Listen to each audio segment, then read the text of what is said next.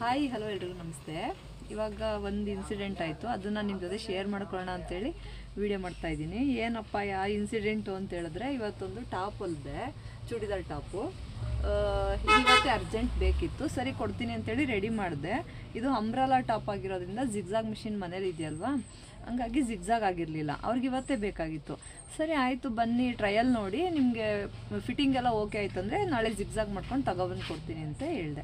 ಸರಿ ಅಂತ ಬಂದರು. ಅವರು ಹಾಕ್ಕೊಂಡು ಟ್ರಯಲ್ಲು ನೋಡಿದ್ರು, ಒಂದಲ್ಲ ಅಂತ 2 ಸಲ ಹಾಕ್ಕೊಂಡು ಟ್ರಯಲ್ ನೋಡಿದ್ರು. ಫಿಟ್ಟಿಂಗ್ ಅಂತೂ ಓಕೆ ಆಯಿತು, ಸ್ವಲ್ಪ ಇಲ್ಲಿ ಲೂಸ್ ಇತ್ತಂತೆ, ಸರಿ ರೆಡಿ ಮಾಡಿಕೊಡ್ತೀನಿ ಅಂತ ಹೇಳಿದೆ.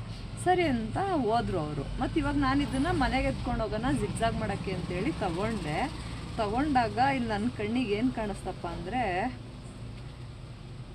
ನೀಡಲ್ಲು. Oh my god. Hemming needle ಇದು. ನೋಡಿ ಎಮ್ಮಿಂಗ್ ನೀಡ್ಲು ಇದರಲ್ಲೇ ಬಿಟ್ಟಿದ್ದೀನಿ. ಏನಕ್ಕೆ ಬಿಟ್ಟಿದ್ದೀನಿ ಅಂದರೆ, ಇದು ಎಮ್ಮಿಂಗ್ ಮಾಡ್ತಾ ಇದ್ದೀನಿ. ನೆಕ್ ಎಮ್ಮಿಂಗ್ ಮಾಡುವಾಗ ಸಡನ್ಲಿ ಬೇರೆ ಕಸ್ಟಮರ್ ಬಂದು ಅವ್ರದ್ದೇನೋ ಆಲ್ಟ್ರೇಷನ್ ಮಾಡಿಸ್ತಾಯಿದ್ರು. ಅವಾಗ ಇದು ಎಮ್ಮಿಂಗ್ ಮಾಡ್ತಾ ಇದ್ದೀನಲ್ಲ, ಹಂಗೆ ಸೈಡಲ್ಲಿ ಇಟ್ಬಿಟ್ಟಿದ್ದೀನಿ ವಿತ್ ನೀಡ್ಲು ಸಮೇತ. ಇವಾಗ ನೋಡ್ತಾ ಇದ್ದೀನಿ ಎಮ್ಮಿಂಗ್ ನೀಡ್ಲು ಇಲ್ಲೇ ಇದೆ. ಬಟ್ ಅವ್ರು 2 ಸಲ ಟ್ರಯಲ್ ಮಾಡಿದ್ದಾರೆ, ಆದರೂ ಅವ್ರಿಗೇನೂ ಆಗಿಲ್ಲ. ನಮ್ಮ ಅಂಗಡಿ ವಸ್ತುಗಳಾಗಲಿ ನಾನಾಗಲಿ ಯಾರಿಗೂ ತೊಂದರೆ ಕೊಡಲ್ಲ ಅನ್ನೋದಕ್ಕೆ ಇದೇ ಸಾಕ್ಷಿ.